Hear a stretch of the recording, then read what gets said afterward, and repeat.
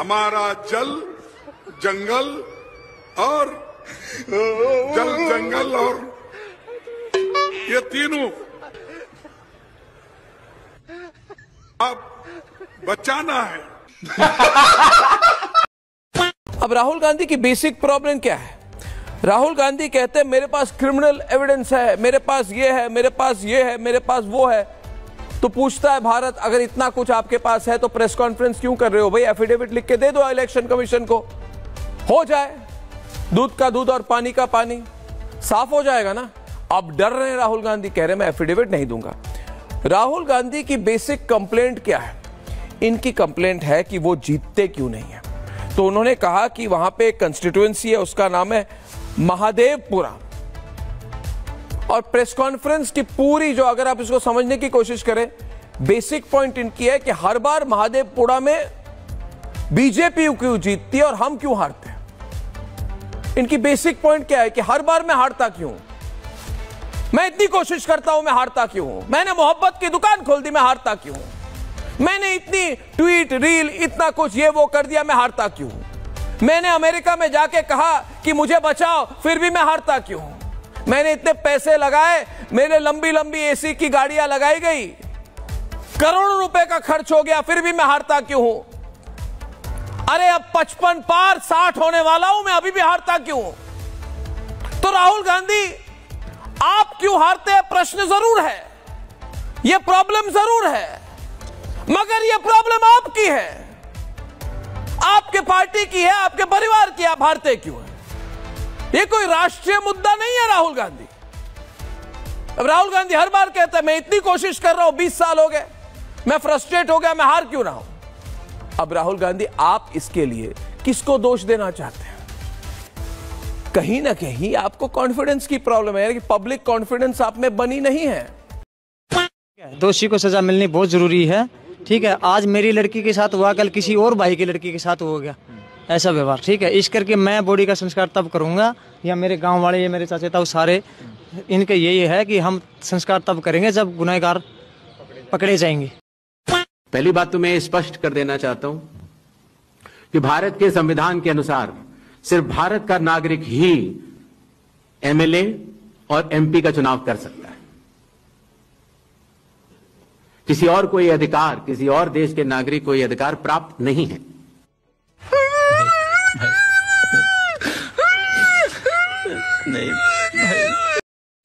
पूरी दुनिया में इस वक्त भारत और चीन की बात हो रही है। लोग कह रहे हैं कि क्या ही गजब हो रहा है, चीन और भारत की इतनी जबरदस्त दोस्ती कैसे होने लगी, लोग पूछ रहे हैं। चीन तो भारत की दोस्ती के लिए ऐसा बिछा जा रहा है, दोस्ती को लेकर ऐसे ऐसे बयान दे रहा है चीन, जिन्हें सुनकर ही ट्रंप का बीपी हाई हो रहा होगा। भारत और चीन की दोस्ती की सबसे बड़ी खबर तो आज आई है। खबर यह है कि भारत और चीन के बीच बॉर्डर पर व्यापार शुरू हो सकता है। एलएसी पर टेंशन के बाद यह व्यापार ठप हो गया था। अब 5 साल बाद इसके फिर से तेजी पकड़ने की संभावना है। इसके लिए भारत और चीन के बीच बातचीत चल रही है। यह खबर डोनाल्ड ट्रंप के लिए एक बहुत बड़ा झटका है, क्योंकि ट्रंप इस वक्त ट्रेड को लेकर भारत और चीन दोनों से भिड़े हुए हैं। लेकिन ट्रंप को बहुत जल्दी ही समझ में आ जाएगा कि जो खेल ट्रंप ने शुरू किया, उसे भारत और चीन मिलकर खत्म करने की कोशिश कर रहे हैं। दोस्तों, लगभग 5 दिन हो गए हैं। मनीषा के बारे में आप लोगों को पता है। मुझे नहीं लगता कि 80% 90% लोगों को पता होगा, क्योंकि आपको रील भी तो देखना है अजीबोगरीब टाइप की, किसी बहन बेटी के साथ क्या हो जाए कुछ नहीं पता है। दोस्तों, हरियाणा के भिवानी जिले में एक मनीषा नाम की 19 साल की बहन थी हमारी, जो किड्स प्ले स्कूल में पढ़ाती थी। 11 अगस्त को जब वो नर्सिंग का फॉर्म भरने के लिए कॉलेज वॉलेज जा रही थी तो लापता हो गई। परिजनों ने जाकर थाने में रिपोर्ट दर्ज कराई। एक एफआईआर दर्ज 11 को करनी चाहिए थी, तो 12 तारीख को इन लोगों ने बहुत जोर जबरदस्ती के बाद किया। ऊपर से पुलिस वालों ने बहुत सारी अजीबोगरीब कमेंटबाजी की, परिवार को जलील तक किया, जो आरोप लग रहे हैं अभी तक। 13 अगस्त को खेत में मनीषा की लाश मिलती है, जिसमें आंख निकाल दिया गया, तेजाब मुंह पे फेंका गया, गर्दन काट दिया गया। इतनी बुरी तरह चेहरों का हालत खराब कर दिया गया तेजाब से।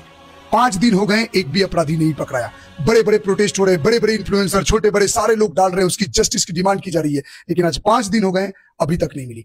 हम चाहे किसी भी सरकार को वोट देते हैं, चाहे हम किसी का समर्थन करते हो, अगर किसी भी बहन बेटी के साथ गलत होता है, वो किसी भी पार्टी किसी भी सरकार से ऊपर है। हर किसी को आक्रोश दिखाना चाहिए, आवाज उठाना चाहिए, क्योंकि एकता में ही बल होता है। और एकत्रित रहेंगे, संगठित रहेंगे, चाहे वो पक्ष की सरकार हो चाहे विपक्ष की सरकार हो, वो आपकी जरूर सुनेगी। इसमें बताया जा रहा है कि आक्रोश के कारण एक एसएसपी को, एक एसआई को, 3-4 पुलिस कर्मियों को तो सस्पेंड कर दिया गया है और एसएसपी का तबादला कर दिया गया है। लेकिन इससे काम नहीं चलेगा ना, हमें इंसाफ चाहिए। आप लोग ये वीडियो ज्यादा से ज्यादा फैलाओ, हरियाणा पुलिस को, भिवानी पुलिस को, सैनी सरकार को, बीजेपी को टैग करो ज्यादा से ज्यादा, कि इस केस में ज्यादा से ज्यादा कार्रवाई कठोरतम हो और एक एक अपराधी को चुन चुन के ऐसी बेमौत मारी जाए कि किसी भी बहन बेटी के सपनों को ना उजाड़ा जाए। दिन रात मैं आवाज उठाता हूँ हर बहन बेटी के लिए। दिन रात जा के कितनी लाश बॉडी में देखता हूँ। एक लड़की होती है, कुछ टाइम बाद वो बॉडी हो जाती है, नाम बदलता रहता है, वही होता रहता है। आज देश में अपनी सरकार है तो ये हाल है, कल कोई दूसरी सरकार हो जाएगी तो क्या हाल होगा, सोच के कल्पना करके डर लगता है। मैं बोलता हूं सरकार कड़ी से कड़ी कठोर कदम ले, एक एक अपराधी को चुन चुन के ऐसा सजा देना, खासकर रेप और मर्डर ब्रूचुअल किलिंग में, कि रूह कांप जाए। क्योंकि जब तक कठोर कानून और कठोर सजा मिलना स्टार्ट नहीं होगा, इस तरह की क्राइम कम नहीं होगी। सिर्फ लाशें बिछती रहेंगी और अपराधी जेल जाएंगे, छूट के जश्न मनाते रहेंगे। हम सभी मनीषा के साथ है, क्योंकि एक 19 साल की लड़की को सपने को उजाड़ दिया गया। इस दुख के घड़ी में हम सब साथ हैं। आप वीडियो शेयर करो, टैग करो, ताकि लोग इसके आवाज में, इसकी लड़ाई में साथ दे और परिवार के साथ हम खड़े हैं। अमा बिहार में चुनाव प्रचार के दौरान लालू प्रसाद यादव ने बिहार की जनता से कहा कि वोट चोर मोदी को वोट ना दें। चोरों को हटाइए, बीजेपी को भगाइए, किसी भी कीमत पर भाजपा को जो चोरी ही करता है उसको आने नहीं देना है। ये देखकर मुझे याद आया कि लालू प्रसाद यादव तो खुद चारा चोरी के आरोप में जेल की सजा काट रहे हैं, खुदा की कसम। लेकिन लालू जी को देखकर मुझे याद आया कि ये आदमी तो अपना इलाज कराने के लिए जेल से बाहर आया हुआ है। ये कैसा इलाज चल रहा है, खुदा की कसम। मतलब भ्रष्टाचारी लोग सजा काटने में भी भ्रष्टाचार कर रहे हैं और वोट चोर मोदी जी को बता रहे हैं, खुदा की कसम। क्या आपको लगता है कि बिहार की जनता इन भ्रष्टाचारियों को वोट करेगी? कमेंट करके जरूर बताइएगा। वीडियो को शेयर जरूर करें ताकि बिहार की जनता असली वोट चोरों को पहचान सके, खुदा की। जय जय श्री राम।